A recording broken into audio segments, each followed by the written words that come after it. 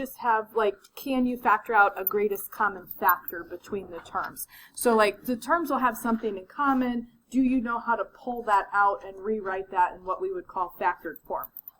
Okay, so greatest common factor, I just typed the definition, you're welcome. It says the biggest number and or variable, could be more than one variable. We're not going to see that, I don't think, in any of the problems today, but just in general definition, that divides evenly into each of the terms that you have in your expression. So in my first example here, I've got a couple lovely expressions, and I'm just going to see if you can tell me the greatest common factor. I'm going to write GCF to abbreviate that because I'm lazy. And there's not a lot of room. Anyway, what do 15x squared and 25x, like what's the biggest number and or variable that would go into both of those terms? 5x. Okay. Fabulous. I'm glad you're all ecstatic to participate this morning. Okay, now here's the deal. You don't have to write this out. But essentially what you are doing is you are going to divide each of those terms by 5x. And it's like undoing a distributive property. We're going to pull 5x out in front. Can anybody raise your hand and tell me, like, what would you have left if you took a 5x out in front? Like, what would be left? Liam, what do you think? 3x plus 5. Yes, 3x plus 5. And then that's what... Thank you. This is what we would call the factored form. Factored form means I have things multiplied together to give me the result. So in this case, the factors would be 5x and the 3x plus 5. So that's all I'm doing in that first question is go ahead and take the greatest common factor out front. All right, what would you tell me? I'm going to write greatest common factor. What would be the greatest common factor between 28m squared and 8m? Jacob, go ahead. 4m. Okay, so what you want to think about doing, we're just dividing that out of both of those terms, like undoing a distributive property. What would you have left if you divided both of those terms by 4m and put it out in front there? Go ahead. Oh, good. Oh, okay. Now, I think the next one is a little bit tricky. There's two terms there. I have a 6x minus 3. Do those two terms have anything in common? 3. Okay.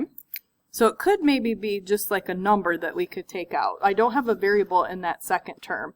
So if I divide both of those terms by 3 to write this in factored form, this one's really, really tricky, I think. Does anybody raise their hand and tell me, like, what would I have left if I divided a 3 out of both of those terms?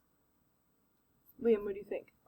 2x minus 1. Yes. Okay. So many times people will forget the minus 1. If you divide 3 by 3, that becomes 1. So don't just put 2x, because it has to be, if I would multiply that back through, it would give me the original problem. What do you want to take out of 63x and 27? 9. Good. Both these guys are divisible by 9. So let me see. 7x plus 3. Very nice. Okay, now a little recommendation. A couple of these are not written in what we would call standard form here. So I'm just going to rearrange the terms in this next question really quick to write it in standard form. So I'm just going to switch places. I'm not changing any signs or anything. That 9y squared is negative, so I'm going to write it like that. The 7y doesn't have anything in front of it, so that we'll safely assume is positive. And what I would recommend here for you, whatever your highest power is, this will become more important as we go into this unit. You want that first term in the parentheses to be positive. Okay, so what do negative 9y squared and 7y have in common? Anything? Y. Okay, now here's all I'm going to recommend to you. I want to keep this first term positive, and you can totally do this. I'm going to factor out a y, but I'm going to factor it out as a negative y.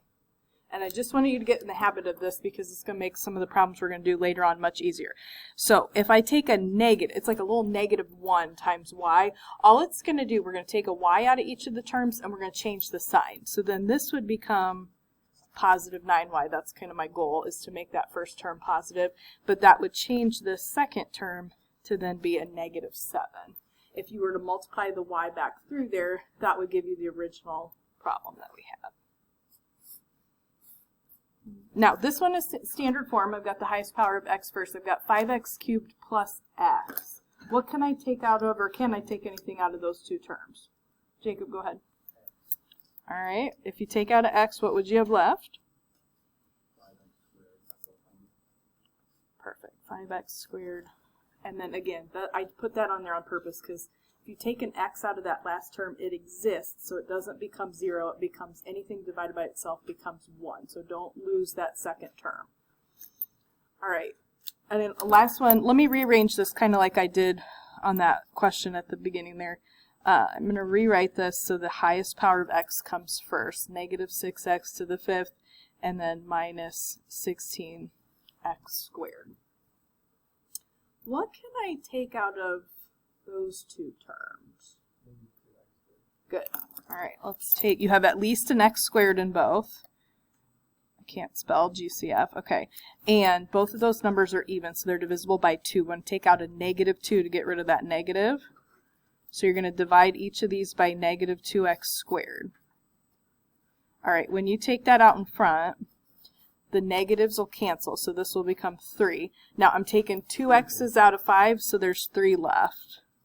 And then here, this will become, whoops, positive. Do what? Did I do it wrong? Oh, okay. Oh, okay. Well, what are you guys talking about? Okay, I'm all glad we're back today. Okay. Now, is anybody having a question about greatest common factor? Because the rest of this is kind of like a little bit of a different concept. Okay, let me screw this up. Now, in general, we're going to factor today a lot of quadratic trinomials, which is what you see if you look down at any of these examples down here. It's got 3 terms. You've got an x squared, you've got an x, and then you're going to have a plain number. And all the questions today, whatever's in front of the x squared is just going to be 1. All right? Now, I'm going to write you, like, there's different ways you could do this. A lot of people teach it by trial and error, but I have a way that I like a little bit better. So if you have a different method you want to use, that's fine, but I'm going to encourage you to use this because it works every time. What you need to do is you need to find 2 numbers that are factors of whatever a times c is. And a in all the questions today is going to be 1. So it'll really just look like we're just looking at the constant term. You're going to get 2 numbers that multiply to give you that and add to give you whatever the b value is.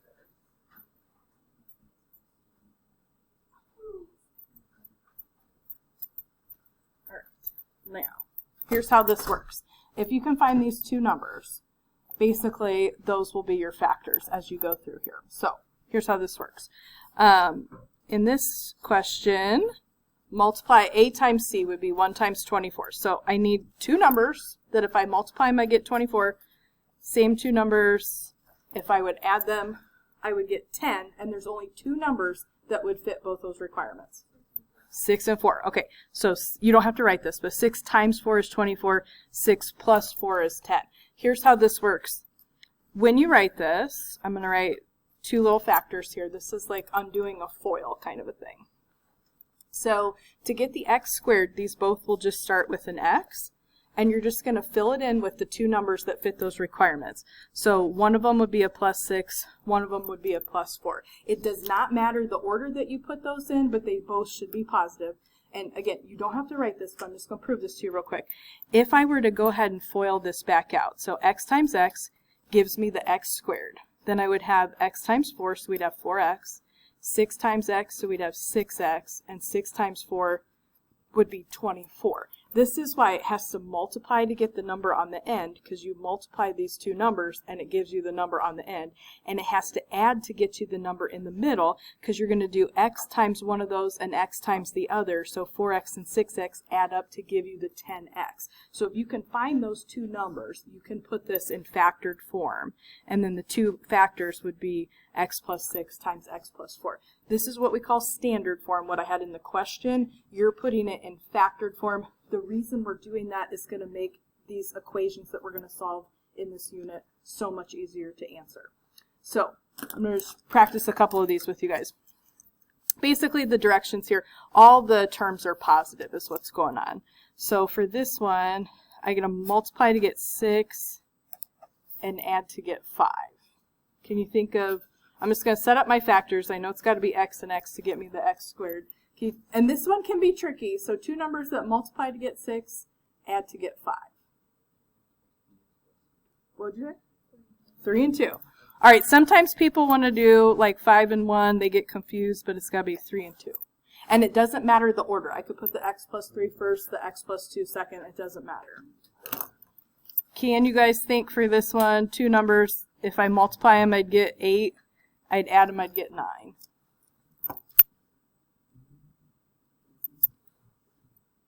If you get stuck, here's what I'll do. I'll just write out factors of 8, right? 1 times 8, 4 times 2. Yeah, and if you get stuck, just start writing out factors of the number, because usually it'll pop up to you pretty quick. Has to be x plus 8, x plus 1. 8 times 1 is 8, 8 plus 1 is 9. There's only two numbers that'll fit both of the requirements. Now, this set is a little bit trickier. So this says the a value is 1 for all these questions today.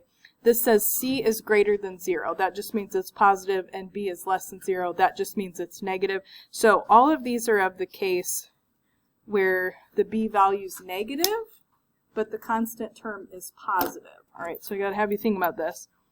Here I got to multiply to get positive 33, but I got to add to get negative 14. So in this scenario, if this is the case, if you got to multiply to get a positive number and add to get a negative number, these numbers, the only way to fit that requirement will both be negative. The only way to multiply to get a positive number but add to get a negative number, they both have to be negative, because a negative times a negative will give you that positive number on the end. Can everybody raise your hand? Can you think of the two numbers that would fit this? Casey? Yes. So negative 3 times negative 11. That's negative. That negatives cancel, so it's positive 33. Negative 3 plus the negative 11 is going to give you the negative 14. So when you do this, if the factor is negative, you just write it as a minus. So one's x minus 3, one's x minus 11. And again, you can switch the order. Put the x minus 11 first, the x minus 3 second. That's the exact same answer. All right. So this guy, I've got x squared minus 7x plus 12. So I got to multiply to get 12, but add to get negative 7. Can you think of two numbers when you multiply them, you get negative 12, but when you add them up, you get negative 7? Jacob, what do you think? Yes. So one's negative 4, one's negative 3. Multiply together, that gives you positive 12, but add those together, negative 4 minus 3 is negative 7. Okay, and I got one more. So here I got to multiply to get 81, and I've got to add to get negative 18. Can you think of two numbers if you'd multiply them together? Yes. Both of these, if you do negative 9 times negative 9, right? Negative 9 plus negative 9. Now, guys, all right, so what Braylon said is exactly right. So x minus 9, if both of the factors are identical, what we want to do is just squish them together, because we're just multiplying it by itself. I would write that as x minus 9 squared. Both of the factors are identical, so you can do that. You're multiplying something by itself. Is anybody having a question? Okay, now, this case I think is probably... This can be tricky because basically the only requirement here is that the constant term is negative. So you'll see each one of these, doesn't matter in the middle here, but if that constant term is negative, what that's going to mean, the only way I can get that number on the end to be negative is you would have one positive and one negative factor. So these can be kind of tricky to come up with the correct combination. There's only one set of numbers that will fit both requirements I'm trying to have you figure out. So for this one, I've got x squared plus 3x minus 28. I got to multiply to get negative 28, but I got to add to get positive 3. And again, if you get tripped up, I just start writing factors of the number. So like 28, 1 and 28, 2 and 14, 4 and 7, I think those are my only options. I got to get a combination that I would multiply those. They would give me negative 28, but if I added the two numbers, I would get 3. Can anybody tell me what numbers you would use to get that combination to work? Yes. Okay, so one's x minus 7, one is x plus 4. Negative 7. Nope, wait, hold on a second. We got to switch that. I got to get positive 3. So it's got to be x plus 7, x minus 4. We got to get that correct combination. So positive 3 for my x means the bigger number has to be positive. My fault, I wrote that wrong. So x plus 7, x minus 4. And again, you can switch the order of those. But the minus and plus cannot change. Like the minus has to go with the 4, the plus has to go with the 7. All right, 30 has a bunch of options. So I got to multiply to get negative 30. Add to get negative 1. Now, you might know this immediately, but just for anybody that's not, write factors if you're not sure. So you got 1 and 30, 2 and 15, 3 and 10, 5 and 6. Like those are all my options. If I get stuck, if I write the options out, it's usually, I can figure it out pretty quick. So how can I get a combination to multiply to get negative 30 but add up to negative 1?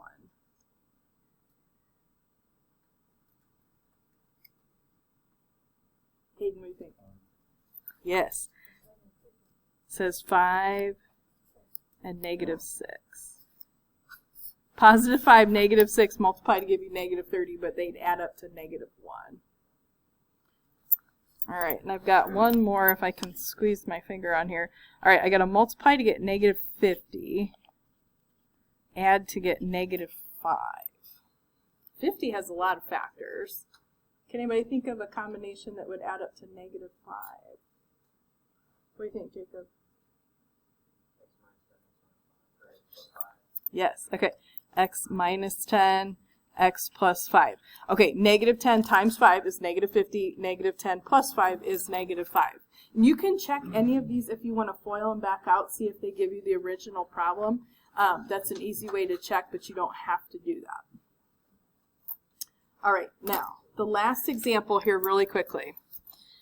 This says, if you ever see this in the directions, it's trying to imply to you that there's probably a greatest common factor somewhere between the terms. So this says factoring quadratics with the greatest common factor. Now, what I just said to you in terms of like multiply AC, add to B is not going to work if you have a greatest common factor. So if you have a greatest common factor, you have to take that out before you do what we were just doing on those previous examples. So like if I look at 3, 12, and 9, do they have a, guys, this is being annoying right now. What do 3, 12, and 9 have in common? Anything? 3, right? Okay, so what I just told you on the front does not work if you have a greatest common factor, but if you take the greatest common factor out in front, now this is important. This, if we're working with an equation, we can get rid of it. This is an expression, so that 3 would have to be in front and part of our answer. But left over, I'd have x squared minus 4x plus 3. And then what you want to do is you want to just factor, if you can, like we were doing in the previous examples, what's in the parentheses. We're just going to leave a 3 out in front. So this is just going to have another piece. And on the inside of those parentheses, can you think of two numbers multiply to give you 3, positive 3, but add to give you negative 4?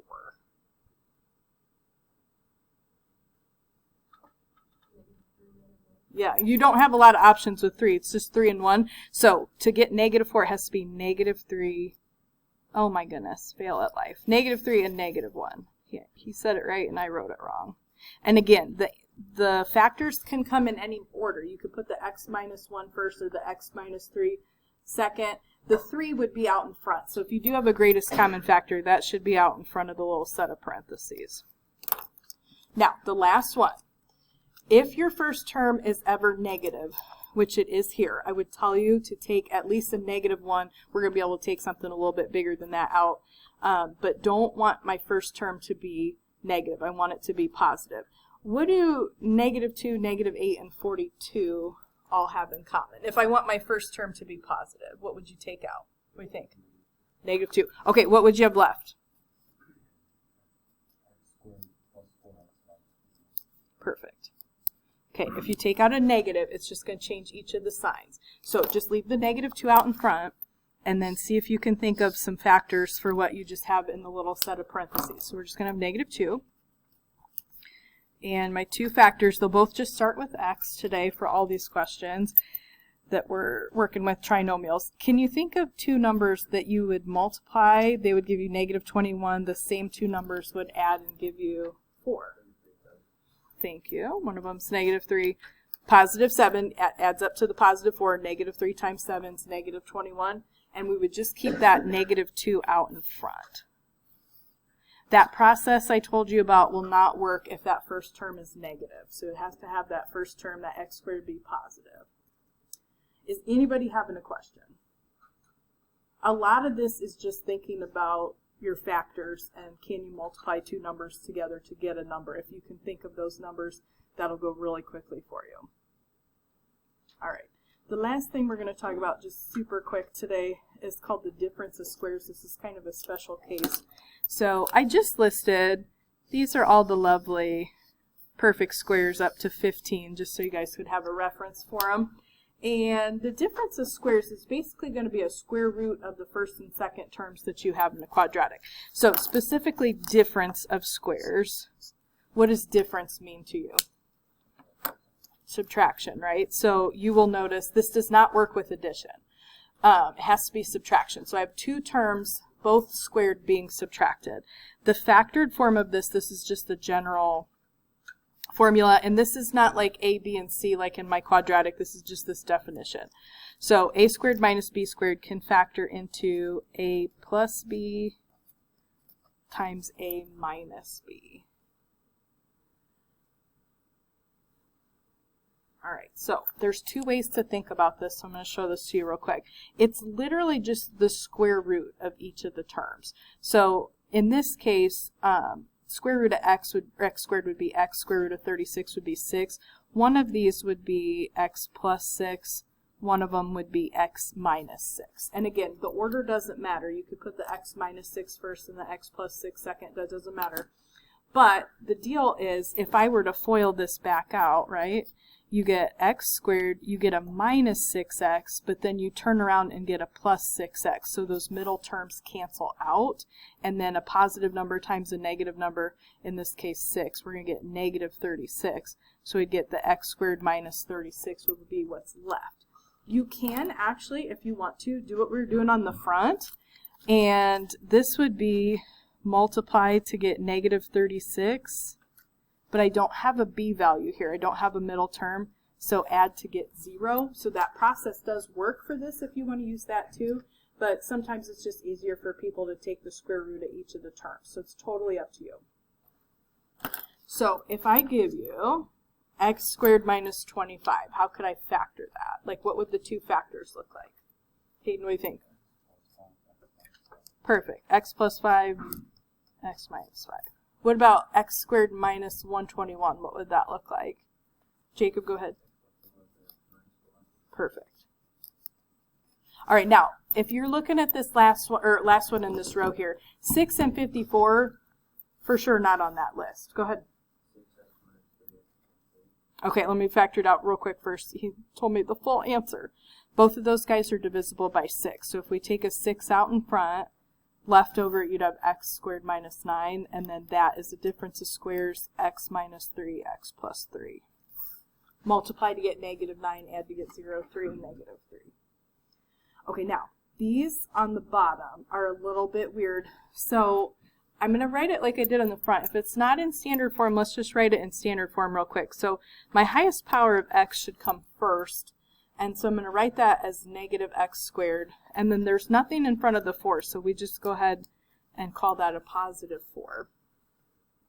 Now remember, I told you it has to be a difference of squares.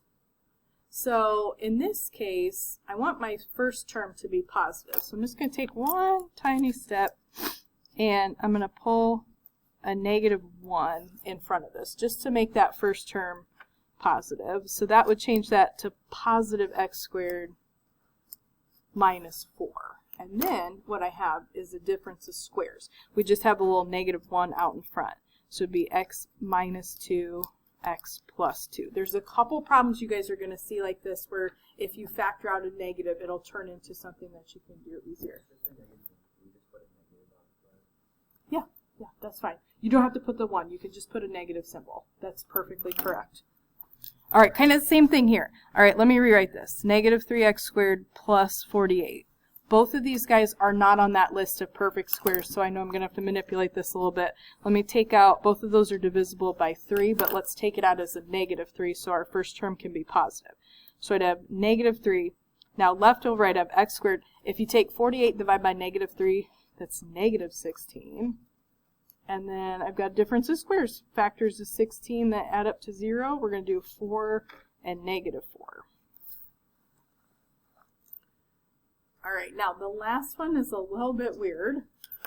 I would recommend using the definition of the difference of squares on that last one.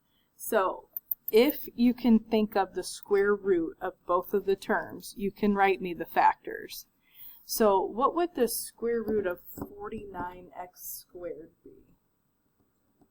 7x. All right, so this guy, 7x, 7x, right? If I take 7x times 7x, 7 times 7 gives me the 49, x times x gives me the x squared. What's the square root of 100? 10. So one of these is a plus 10, one of them is a minus 10. It's just the square root of each of the terms.